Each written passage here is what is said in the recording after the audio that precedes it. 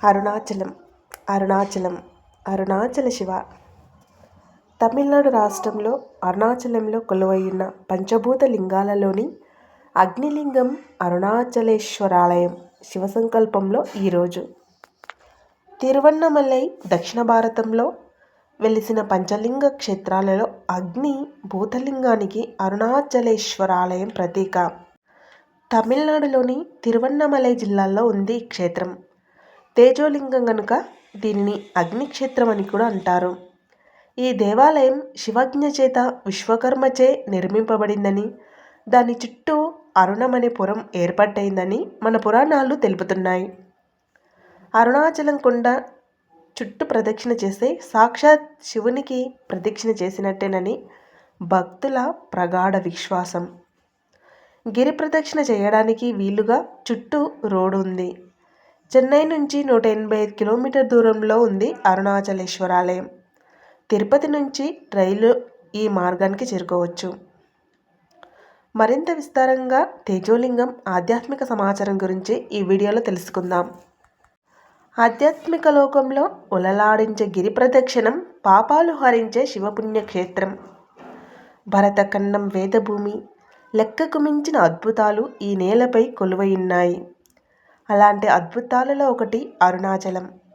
గాలి, నీరు, భూమి, వాయువు, అగ్ని అనే పంచభూతాలలో ఒకటి ప్రకృతిలో మమేకమై పరమాత్ముని తత్వం ఉట్టిపడేలా వెలిసిన అగ్నిలింగమే ఈ అరుణాచలేశ్వరుడు.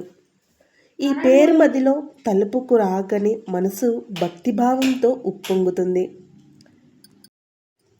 ఈ పవిత్ర పుణ్యక్షేత్రంలో గిరి ప్రదక్షిణం ఆధ్యాత్మిక లోకంలో ఒలలాడిస్తుంది అని చెప్పడంలో అతిశక్తి లేదు.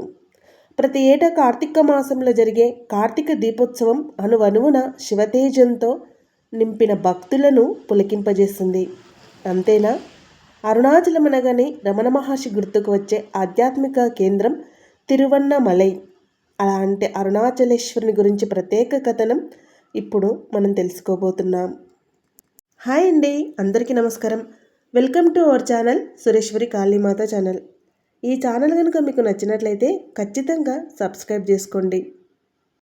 మనం గనుక చరిత్ర పుటలను తిరిగేస్తే దేశంలో ఉన్న గొప్ప పుణ్యక్షేత్రాలలో అరుణాచలం ఒకటి. శివభక్తుల పుణ్యక్షేత్రం. అరుణ అంటే ఎర్రని, ఆచలము అంటే కొండ అని అర్థం. ఆ రుణ అంటే పాపములు హరించినదని అర్థం కూడా మనకు వస్తుంది. తమిళంలో తిరువన్నమలై అని అంటారు. తిరు అనగా శ్రీ అని, అన్నమలై అనగా పెద్ద కొండ అని అర్థం. ఇక్కడ కొలువై ఉన్న శివుడిని మనం స్మరిస్తే చాలు పుణ్యం వస్తుందని భక్తుల ప్రగాఢ విశ్వాసం. వేదాలు, పురాణాలలో కూడా ఈ ఆలయ ప్రస్తావన మనకు ప్రముఖంగా కనిపిస్తుంది. స్కంద పురాణంలోని మహేశ్వర కాండలో వేదవ్యాసుడు అరుణాచలం యొక్క గొప్పతనం గురించి వర్ణించాడు. ఇప్పుడు ఈ జనరేషన్లో మన తెలుగు రాష్ట్రాలలో అరుణాచలం యొక్క గొప్పతనం, విశిష్టత గురించి మనకు తెలియజేసింది చాగంటి కోటేశ్వర్ గురువు గారు.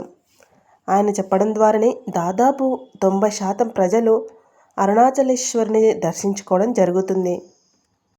శివాజ్ఞతో విశ్వకర్మ నిర్మించిన ఆలయం అరుణాచలేశ్వర ఆలయాన్ని శివాజ్ఞతో విశ్వకర్మ నిర్మించారని, ఆలయం చుట్టూ అరుణ అనే పురము నిర్మింపబడిందని పురాణాలు చెప్తున్నాయి. పైగా ఈ ఆలయంలో జరిగే పూజ పునస్కారాలకు సంబంధించిన విధానమంతా శివుడి ఆదేశం మేరకు గౌతమ మహర్షి రూపకల్పన చేశారని మన స్కంద పురాణంలోని అరుణాచలేశ్వర మహత్యంలో ఉంది. ఈ జ్యోతిర్లింగం తేజోలింగం కనుక దీని అగ్నిక్షేత్రం అని అంటారు. ఈ ఆలయాన్ని తమిళ సామ్రాజ్యాన్ని పాలించిన చోళ మహారాజులు 9-10 శతాబ్దాల మధ్య నిర్మించారని చోళరాజుల శాసనాలు మనకు చెప్తున్నాయి. తిరువన్నమలై పల్లవులు, చోళులు, విజయనగర రాజులు, కన్నడ రాజులు, టిప్పు సుల్తాన్, ఆ తర్వాత బ్రిటిష్ పాలకుల ఏలుబడిలో ఉంది. ఈ ఆలయానికి ఉండే ఒకే ఒక రాజగోపురం చూడడానికి 2 నేత్రాలు చాలవు అన్నది అక్షర సత్యం. ఎందుకంటే అరుణాచలేశ్వరుని స్వయంగా మేము దర్శించుకున్నాం కొద్ది రోజుల క్రితమే. ఎంత అనుభూతి అంటే మాటలలో చెప్పలేని అనుభూతి. 4 దిక్కుల 4 రాజగోపురాలు ఉంటాయి. ఈ దేవాలయం మొత్తం మనకు గమనిస్తే దాదాపుగా 25 ఎకరాల విస్తీర్ణంలో ఉంది. దక్షిణ భారతంలో ఉన్న అతిపెద్ద ఆలయాల్లో ఇది ఒక్కటి. తప్పకుండా ఈ వీడియో చూస్తున్న వారు అరుణాచలేశ్వరుని దర్శించుకోవడానికి వెళ్ళండి. కనీసం జీవితంలో ఒక్కసారైనా ఆ తండ్రిని దర్శించుకోవాలి. చాగంటి గురువు గారు చెబుతుంటే, ఏమిటి అనువనువున ఆయనే కొలువై ఉన్నాడు, శివ ఆజ్ఞ లేనిది ఏమైనా కుట్టదు, అలాంటిది ఏదైనా పరమాత్ముడే కదా, పేదవాళ్ళు ఉంటారు, వాళ్ళు ఎలా దర్శించుకుంటారు, ఇక గురువులు చెప్పారని అప్పుల పాలై మరి దర్శించుకోవడం, ఆ అప్పు తీర్చుకోలేక సతమతమవడం, ఏమిటి గురువులు ఈ విధంగా ప్రజలకు వివరిస్తున్నారని నేను అనుకున్నాను. కానీ నేను అక్కడికి వెళ్ళి చూసిన తర్వాత అనిపించింది, ఖచ్చితంగా మనం అరుణాచలేశ్వరుని జీవితంలో ఒక్కసారైనా కుదిరితే పదే పదే దర్శించుకోవాలి, పదే పదే గిరి ప్రదక్షిణ తప్పకుండా చేయాలి. పంచభూత క్షేత్రాలలో ఒకటి. పురాణాలలో పేర్కొన్నట్టుగా పంచభూతాలను సూచించే పంచభూత స్థలాలలోని అరుణాచలం ఒకటి. అన్నమలేశ్వరుడు కనుక దీనిని తేజోక్షేత్రంగా పిలుస్తున్నారు.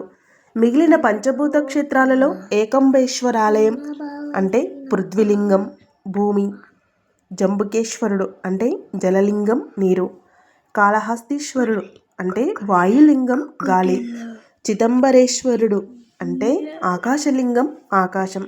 దక్షిణ భారతంలో వెలిసిన పంచలింగ క్షేత్రాలలో దీని అగ్నిభూతములకు ప్రతిగా పేర్కొంటారు. గిరి ప్రదక్షిణ కాదు, అస్సలు కానే కాదు, సాక్షాత్ శివ ప్రదక్షిణం. ఈ అరుణాచలేశ్వరుడు సాక్షాత్ జ్యోతిర్లింగ స్వరూపం.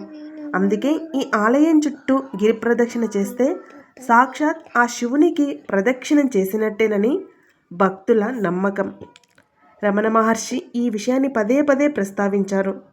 పాదచారులైన శివనామస్మరణ చేస్తూ గిరి ప్రదక్షిణ చేస్తే మహాపుణ్యం సిద్ధిస్తుందని మహాత్ముల వచనం. అందుకే గిరి ప్రదక్షిణంలో నిత్యం వందలాది మంది భక్తులు పాల్గొంటారు. ఈ కొండపై ఉండే మహౌషధ మొక్కల ప్రభావం వల్ల శరీరానికి, శివనామస్మరణ వల్ల మనసుకు, శివానుగ్రహం వల్ల ఆధ్యాత్మిక జీవనానికి స్వస్థత చేకూరుతుందని నేను స్వయంగా అనుభవించిన అనుభూతితో చెప్పగలుగుతున్నాను. గిరి ప్రదక్షిణం 14 కిలోమీటర్ల మేర సాగుతుంది. 14 కిలోమీటర్లు కానే కాదు, వాస్తవానికి గుడి గోపురం నుంచి మనం మొదలుకొంటే 16 కిలోమీటర్లు. మనం దీన్ని గిరివాసం అంటారు. ఈ గిరివాలం వల్ల భక్తులు పాప విముక్తులవుతారని, కోరిన కోరికలు తీరడమే కాకుండా మోక్షం కూడా లభిస్తుందని భక్తుల నమ్మకం. అరుణాచలాన్ని తలుచుకుంటే అన్ని బంధనాలు తెంచుకొని స్వేచ్ఛాజీవులు అవుతామని కూడా భక్తులు భావిస్తారు. అందుకే రమణ మహర్షి ఈ ప్రాంతాన్ని హార్ట్ ఆఫ్ ఎర్త్, భూ హృదయంగా అభివర్ణించారు. స్కంద పురాణంలో అన్నిటికంటే గొప్ప పుణ్యక్షేత్రం ఈ ఆలయాన్ని పేర్కొన్నారు. అగ్నిలింగాకారంలో పరమేశ్వరుడు. అరుణాచలేశ్వరుడితో పాటు ఎన్నో ఆశ్రమాలకు నిలువైన తిరువన్నమలై శాశ్వతమైన శాంతి నొసిగే ప్రశాంత భూమిగా పేరు గడిచింది. ఇక్కడ శివుడిని దక్షిణామూర్తి అని పిలుస్తారు. ఈ ఆలయంలో పరమేశ్వరుడు అగ్నిలింగాకారంలో భక్తులకు దర్శనమిస్తుంటాడు. అరుణాచలేశ్వరుడు కొలువైన కొండ ఎత్తు 2669 అడుగులు. పచ్చని చెట్లతో, చుట్టంతా కొండలతో అనువనువున ప్రకృతి అందాలు కనిపిస్తుంటాయి. అనువనువున ఆ తండ్రి గుడిలే కనిపిస్తాయి. ఈ అరుణాచలం కొండకు కృతాయుగంలో అగ్నికొండ అని, తేత్రాయుగంలో బంగారు కొండ అని, ద్వాపరయుగంలో తామ్రకొండ అని, కలియుగంలో రాతికొండ అని పేర్లు ఉన్నట్టు మనకు పురాణాలు చెప్తున్నాయి. ఈ కొండని తేజోలింగం లేదా జ్యోతిర్లింగం అని కూడా అంటారు. కొండ చుట్టూ 8 లింగాలు, 8 నందులు అంటే నందీశ్వరులు, 350కి పైగా చెరువులు, మరెన్నో మండపాలున్నాయి. 8 లింగాలు అంటే ఇంద్రలింగం, అగ్నిలింగం, యమలింగం, నైరుతిలింగం, వరుణలింగం, వాయులింగం, కుబేరలింగం. ఈ లింగంపై ప్రజలు నాణాలు వేస్తారు. ఈశాన్యలింగం అనే పేర్లు ఉన్నాయి. ఏడాదిలో 4 సార్లు బ్రహ్మోత్సవాలు. ఈ క్షేత్రంలో ఒక ఏడాదిలోనే 4 బ్రహ్మోత్సవాలు జరుపుతారు. తమిళ నెల కార్తీక మాసం నవంబర్, డిసెంబర్లో జరిగే బ్రహ్మోత్సవాలు ప్రసిద్ధి చెందాయి. 10 రోజుల పాటు జరిగే ఈ బ్రహ్మోత్సవాలు కార్తీక దీపోత్సవంతో ముగుస్తాయి. ఆ రోజు సాయంత్రం అన్నమలై కొండపై 3 టన్నుల నెయ్యితో జ్యోతి ప్రజ్వలన చేస్తారు. అలాగే ప్రతి పౌర్ణమి రోజున ఈ ఆలయానికి వందలాది మంది భక్తులు వస్తుంటారు. తమిళ పంచాంగం ప్రకారం వచ్చే చిత్ర పౌర్ణమి రోజున కూడా భక్తులు భారీగా తరలి వస్తుంటారు. అరుణాచలేశ్వరుడి గురించి మనం ఎంత చెప్పినా తక్కువే. మాటలు చాలవు, చూడడానికి కన్నులు చాలవు అనడంలో అతిశక్తి లేదు. ఎందుకంటే అక్కడికి వెళ్ళి ఆ యొక్క ఆలయ అనుభూతిని, ఆలయ నిర్మాణాన్ని, ఆ శిఖరం యొక్క ఆధ్యాత్మికతను, ఆ ప్రకృతి మాతను మనం ఆస్వాదిస్తే తప్ప ఆ విశేషాలు పంచుకోవడానికి సరిపోవు. అరుణాచలేశ్వరుడి శివ, అరుణాచల శివ, అరుణాచల శివ, అరుణాచల శివ ప్రతి ఒక్క భక్తుల హృదయం నుంచి వచ్చే మాటలు. ఇక్కడికి వచ్చే విదేశీ మహిళలు ప్రతి ఒక్కరూ మన భారతీయ సంస్కృతి సాంప్రదాయానికి సంబంధించిన వస్త్రధారణ మాత్రమే ధరించి గుడి ఆవరణంలోకి ప్రవేశిస్తారు. వారిని చూస్తే చాలా ఆనందం కలుగుతుంది. మన సనాతన ధర్మం మహిమాన్వితమైనది, ఇప్పుడే రుజువైంది. ఇక రేపటి తరంలో ఈ ప్రపంచాన్ని పరోక్షకంగా, ప్రత్యక్షంగా ఈ ప్రకృతి మాత ఎన్ని రోజులు ఉంటే అన్ని రోజులు మన సనాతన ధర్మం ఉంటుందని చెప్పడంలో అతిశక్తి లేదు. చాగంటి గురువు గారు చెప్పిన ప్రవచనాల ఆధారంగా చాలామంది ప్రభావితులై చాలామంది తెలుగు ప్రజలు అక్కడ ఉన్నారు. దాదాపు 95% పైగా తెలుగు ప్రజలు ప్రతిరోజు ఆ అరుణాచలేశ్వరుని దర్శించుకుంటున్నారు. మన భారతీయ సంస్కృతి ప్రపంచ దేశాలకు అనుసరణీయం, మార్గదర్శనం చేస్తుంది అంటే ఇక్కడ అరుణాచలేశ్వరు దగ్గర చూస్తే మనకు అర్థమవుతుంది. సంస్కృతి వికాసానికి మూలం గురువే అన్న సత్యం బోధిస్తుంది మన యొక్క సనాతన ధర్మం. వ్యక్తి షోడశ సంస్కరణాలు పరిపూర్ణం కావడానికి దోహదపడేవాడే గురువు. అజ్ఞానతిమిరాన్ని పోకర్చి జ్ఞానజ్యోతులు వెలిగించే గురువును ప్రత్యక్ష దైవంగా మన భారతీయ సంస్కృతి సాహిత్యాలు అభివర్ణించాయి. అది కల్లారా ఈ అరుణాచల క్షేత్రంలో మనం చూడవచ్చు. ఆలయం కరుణాలయం అని ఆది గురువు దక్షిణామూర్తి శంకరులు కీర్తించింది మన సంస్కృతి. గురుసేవ మహాభాగ్యంగా భావించి తరించిన ఎందరో సత్పురుషులు ఈ వేదభూమిని మరింత పవిత్రం చేశారు. వ్యక్తి క్రమశిక్షణాత్మక జీవితాన్ని జన్మ ఉన్నంత వరకు ఒక మంచి సంస్కారంగా తెలియజేసిన మన సంస్కృతిలో గురువుకు ఉన్నంత స్థానం ఇవ్వబడింది ఈ పుణ్యక్షేత్రంలో.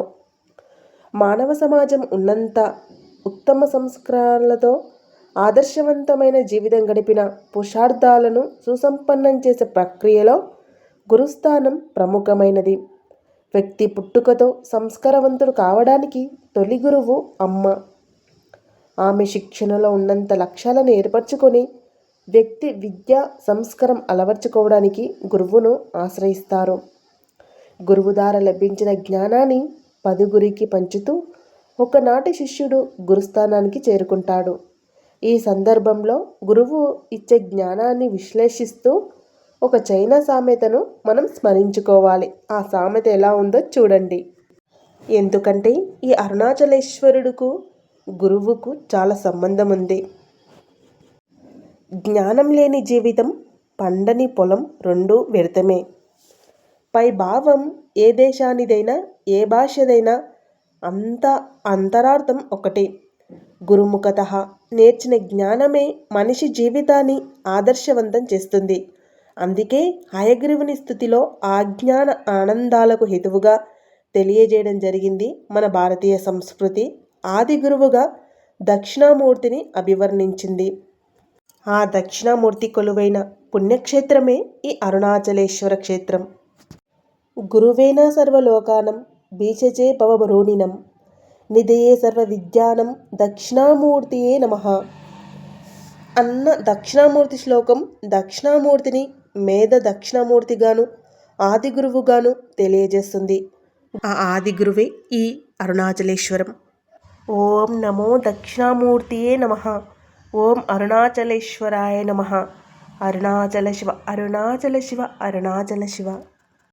అరుణాచలేశ్వర పుణ్యక్షేత్రాన్ని చూస్తూ ఆ అరుణాచలేశ్వరుని దర్శించుకొని ఆ తండ్రి గురించి తెలుసుకున్న విధానం మీకు కనుక నచ్చినట్లయితే ఖచ్చితంగా ఇద్దరికి తప్పకుండా ఈ వీడియోని షేర్ చేయండి. మీకు కుదిరితే అరుణాచలేశ్వరాయ నమః అని కామెంట్ చేయండి. ఇప్పటి వరకు ఈ వీడియో చూసినందుకు ఆ అరుణాచలేశ్వరుడు ఆశీస్సులు మీపై ఉండాలని మనస్ఫూర్తిగా కోరుకుంటున్నాం. జై శ్రీరామ్.